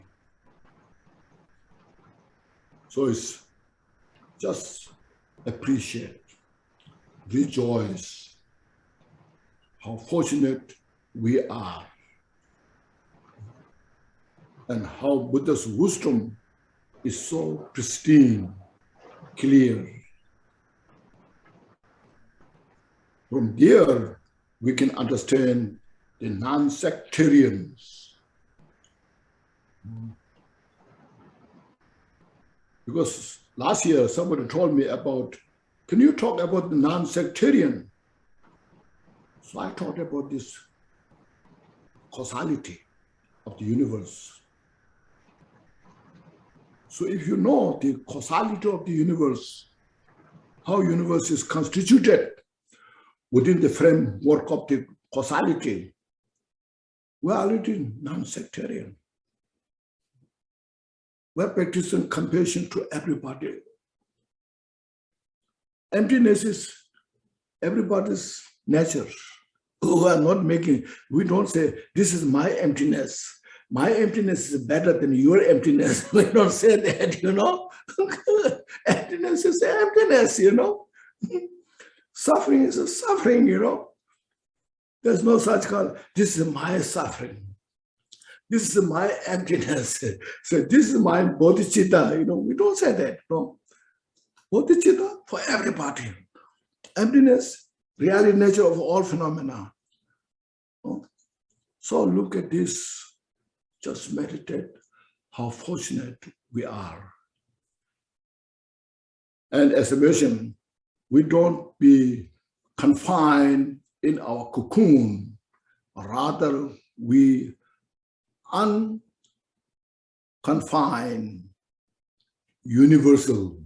Open the door of the space and meditate, practice. What a wonderful life. So now please say some dedication prayers. A very short, long life prayer for Rinpoche. You who are richly endowed with the glorious wealth of Dharma knowledge, who through reflecting and meditating have actualized the self-aware absolute reality and shine with the 100,000 light rays of ethical discipline of the Buddha Dharma. May you, Kanchen Ratna Zoa, live long. Dorje Chang, Tilopa, Naropa, Marpa, Milarepa, Dharma Lord Gampopa, Fangmudrupa, and Lord Rikumpa. Please bestow upon us the most auspicious blessings of the Kagyu Lamas. By this virtue, may I achieve the all-knowing state, and may all those who travel on the waves of birth, old age, sickness, and death cross the ocean of samsara by defeating all enemies, confusion, the cause of suffering. Bodhicitta, excellent and precious mind, where it is unborn, may it arise, where it is born, may it not decline, but ever increase higher and higher. I pray that the Lama may have good health and long life. I pray that your Dharma activities spread far and wide. I pray that I may not be separated from you. As Manjushri and likewise Samantabhadra realize the ultimate state, Buddhahood, I will follow in their path and share their merit for all sentient beings. By the blessing of the Buddhas who attained the three kayas, by the blessing of the truth of unchanging Dharma as such, by the blessing of the indivisible Sangha order, may the merit I share bear fruit. Glorious, holy, venerable, precious, kind, root and lineage lamas, divine assembly of Yirams, and assemblies of Buddhas, Bodhisattvas, Yogins, Yoginis, and Dakinis dwelling in the 10 directions. Please hear my prayer. By the power of this vast root of virtue, may I benefit all beings through my body, speech, and mind. May the afflictions of desire, hatred, ignorance, arrogance, and jealousy not arise in my mind. May thoughts of fame, reputation, wealth, honor, and concern for this life not arise for even a moment. May my mind stream be moistened by loving kindness, compassion, and bodhicitta. And through that, may I become a spiritual master with good qualities equal to the infinity of space. May I gain the supreme attainment of Mahamudra in this very life. May the torment of suffering not arise even at the time of my death. May I not die with negative thoughts.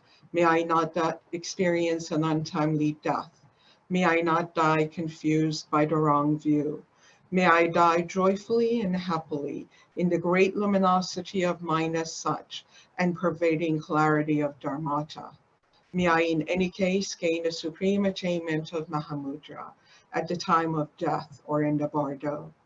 By the virtues collected in the 3 times, by myself and all beings in samsara and nirvana, and by the innate root of virtue, may I and all sentient beings quickly attain unsurpassed, perfect, complete, precious enlightenment. May the teachings of the great Drikungpa Ratnashiri, who's omniscient Lord of the Dharma, Master of interdependence, continue and increase through study, practice, contemplation, and meditation until the end of samsara. Thank you, Rinpoche. Thank you, everybody.